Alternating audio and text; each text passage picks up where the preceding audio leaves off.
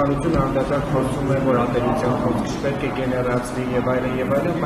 մենք այս օրերին տեսնում ենք ինչպես Հայաստանի վարչապետի տիկինը տարբեր բնորոշումներով խոսում Հայաստանի Հանրապետության քաղաքացիների մասին, չմեջբերում է ենթադրում եմ տեսած։ Տեսեք, ես պատասխանեմ։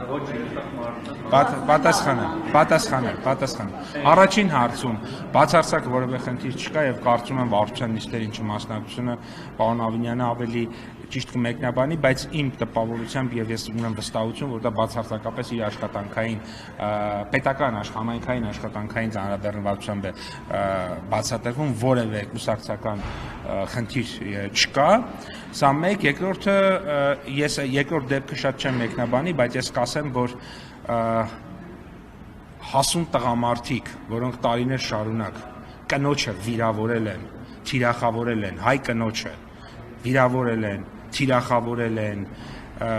ես շատ զարմացած եմ, որ այդ իրեն տղամարդ համարող մարդը կարա վիրավորվի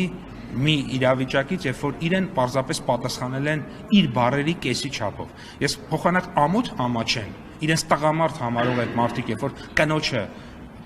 նստած վիրավորում են գրառումներով եւ այլն,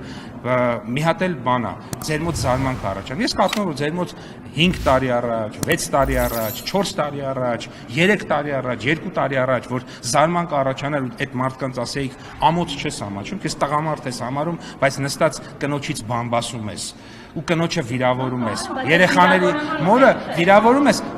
այդ հարց չէր առաջանա, ես այսքանը կասեմ ու վերջ։ Ես այսքանը, այլ ներողություն եմ խնդրում, այլ հարցեր կան,